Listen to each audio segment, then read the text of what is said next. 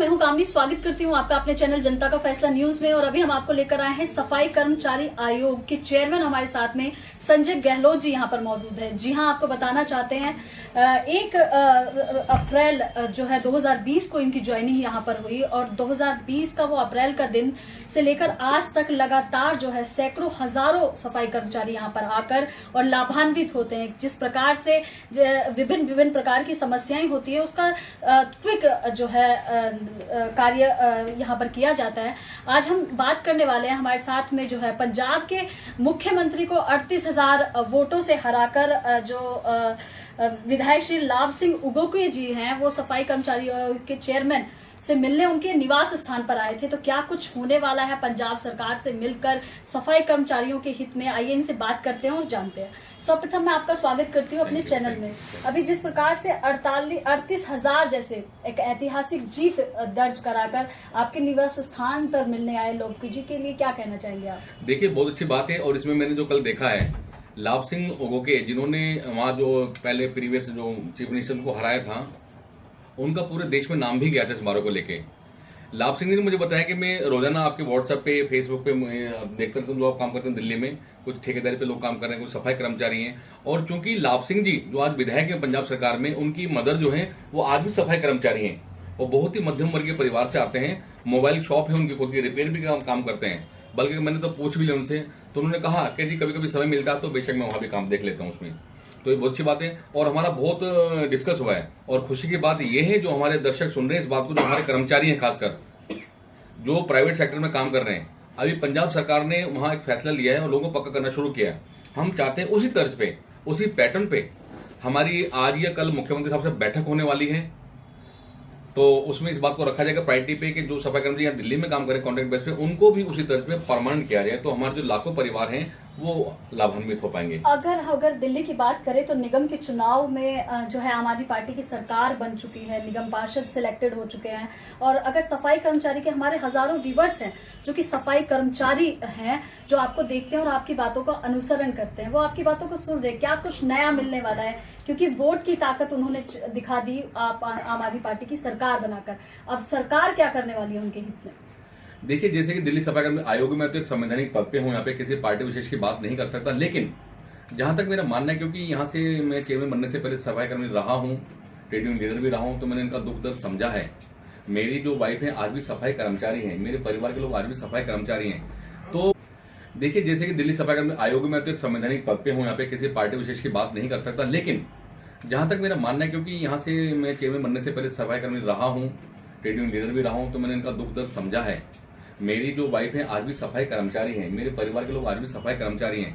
तो अब सवाल ये उठता है कि सरकार जो चेंज हुई है इस बार, तो उसमें क्या भला हो सकता है? उसमें एक बात हो सकती है, पहले क्या होता था कि जब भी जो हमारे रिटायरमेंट कर्मचारी हैं, जो ओवर एज हो चुके हैं बेचारे, लेकिन पेंशन नहीं मिल पा रही उनकी अभी तक भी, इसके साथ साथ 25 साल से परमानेंट नहीं हो पा रहे, और दूसरे जो उनके ड्यूज है वो नहीं मिल पा रहे।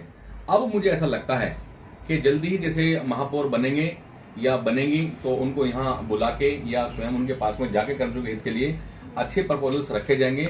और जो पिछले 25 साल से हमारे कर्मचारी दंश झेल रहे हैं इन बातों का, अच्छी मीटिंग करा के, और क्योंकि इस बात में एक बात और कहना चाहता हूं कि अब कोई रुकावट नहीं आने वाली, क्योंकि दोनों चरणों में एक जैसी सरकार रहेगी, निगम में भी सरकार, दिल्ली सरकार में भी वही सरकार। तो अब किसी के पास कोई बहाना नहीं बचेगा कि जी वहां से पैसा नहीं आ पा रहा, यही दिक्कत है। तो अब मुझे पूरी उम्मीद है कि हमारे जो सफाई कर्मचारी हैं उनको पूरा न्याय मिल पाएगा और इसमें हम सब लोग मिलकर काम भी करेंगे। आज बहुत सारे ट्रेड यूनियन लीडर भी आए हैं हमारे पास में, क्योंकि आचार संहिता लगी हुई थी, 15 तारीख को खत्म हो पाएगी। तो सबने यही कहा है, सबको बहुत उम्मीद है और उन सबको आश्वस्त करना चाहते हैं कि उनकी उम्मीदों पर बिल्कुल खरा उतरेंगे हम। संजय सर, मेरा प्रश्न है आपसे, सफाई कर्मचारियों की अगर बात करें तो वर्षों से एक धब्बा सा लग जाता है। कोई ये नहीं कहता कि सफाई वाले आ रहे हैं, सब ये कहते हैं कि कूड़े वाले आ गए, ये आ गए, गंदगी फैली रहती है, सारी चीजें होती है। इतनी व्यथा सहने के बाद उनको सैलरी भी टाइम से नहीं मिल पाता और इतनी जातियां करी जाती है बड़े पोस्ट पर बैठे लोगों के द्वारा। मैं कई बार यहाँ पर आई हूँ, बहुत सारे लोग यहाँ पर आए जिनको बार बार प्रेशराइज किया जाता है सफाई कर्मचारी होने पर। तो क्या सफाई कर्मचारी आयोग के चेयरमैन होने के नाते क्या कुछ कहना चाहेंगे, किस प्रकार की पद्धतियों को लागू करना चाहिए कि ये जो भ्रामिकता है वर्षों से जो चल रही है वो टूट सके? बहुत ही अच्छा सवाल आपने किया, ये बहुत दिमाग में भी हमारे। इसमें क्या होता है कि जो सफाई कर्मचारी को प्रताड़ित आज से दशकों से मतलब दंश झेल रहे हैं, अब तो बहुत सुधार है, कभी स्वच्छता कर्मचारी कहा जाता है, कभी सफाई सैनिक भी लोग बाग कह रहे हैं, लेकिन अभी जो उन्हें इनाम मिलना चाहिए वो नहीं मिल पा रहा। असल में तो बात यह है कि पब्लिक के स्वास्थ्य को देखने वाले ये डॉक्टर हैं, ये सफाई के प्रति डॉक्टर हैं जो बचा रहे हैं। एक डॉक्टर दवाई दे देगा, लेकिन अगर ये सफाई नहीं करेंगे तो वो कैसे आदमी बच पाएगा।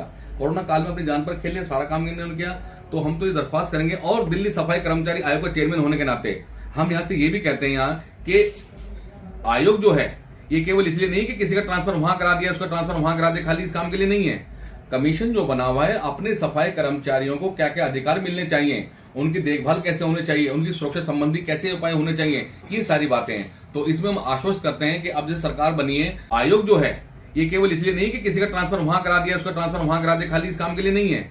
कमीशन जो बना हुआ है, अपने सफाई कर्मचारियों को क्या क्या अधिकार मिलने चाहिए, उनकी देखभाल कैसे होनी चाहिए, उनकी सुरक्षा संबंधी कैसे उपाय होने चाहिए, ये सारी बातें हैं। तो इसमें हम आश्वस्त करते हैं कि अब जो सरकार बनी है, तो तीनों सरकारों में, चाहे वो निगम की सरकार हो, सेंट्रल गवर्नमेंट हो और दिल्ली सरकार भी हो, कमीशन की तरफ से एक रिकमेंडेशन की जाएगी और हमारे एक्ट के मुताबिक हमारे जो इसमें रिकमेंडेशन होगी उसमें सरकारों को मानना ही पड़ेगा।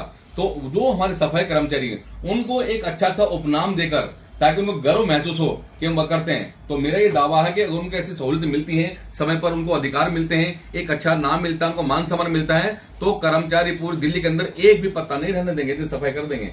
अब क्योंकि उन लोगों को समय पर ना वर्दी मिलती है, ना खाने पीने के लिए घर पे कुछ है, तो वो इसी उधेड़े बुन में रहते हैं। अब वो उधेड़ बुन में रहे, वो सफाई करे या अपने घर की देखभाल देखे, सुबह सुबह नाली में झांकना पड़ता है, धूल खानी पड़ती है लोगों, तो ऐसे कैसे कर सकते हैं। बहुत अच्छी बात आपने कही, लेकिन अगर मैं आपसे कहना चाहती हूँ कि सफाई कर्मचारी इतने शिक्षित वर्ग से नहीं आते, इतने एक्ट्स, इतनी पद्धतियां कौन बताएगा उनको जाके। क्या सफाई कर्मचारी आयोग कुछ ऐसा कर रही है कि जैसे नुक्कड़ नाटक के जरिए या घर में बच्चों की शिक्षा पद्धति में थोड़ा बदलाव करके उनको उनके एक्ट, उनके अधिकारों के प्रति जागरूक करने जैसी कोई चीजें कर सके। देखिए आज की ही बात है, आज हम 12 तारीख को यहाँ बैठे हुए, मैंने सबसे पहले आते ही हमारे डिप्टी सेक्रेटरी मिस्टर गुलशन आहूजा जी यहाँ पे, उनसे एक मीटिंग ली है मैंने, उसमें हमने यही प्रपोजल्स रखी है, बहुत सारी मैंने नोट्स बनवाए यहाँ पे आके।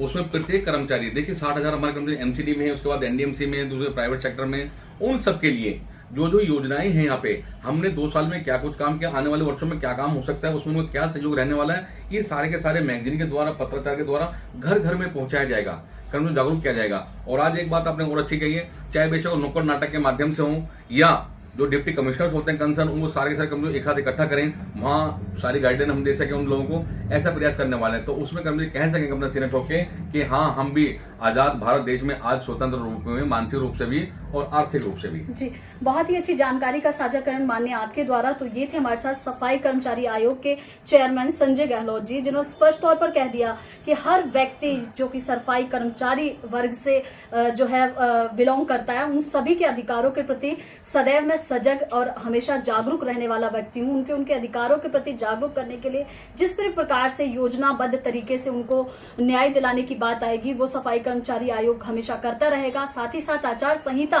खत्म होने के बाद एक बड़ी बैठक हो सकती है और सफाई कर्मचारी वर्ग को बहुत बड़ी एक सूचना मिल सकता है, उपनाम मिल सकता है, जैसा कि इन्होंने कहा। तो इसी प्रकार की खबरों के लिए आप हमारे चैनल के साथ जरूर जुड़े रहें। तब तक के लिए नमस्कार, मैं हूं कामनी झा, धन्यवाद।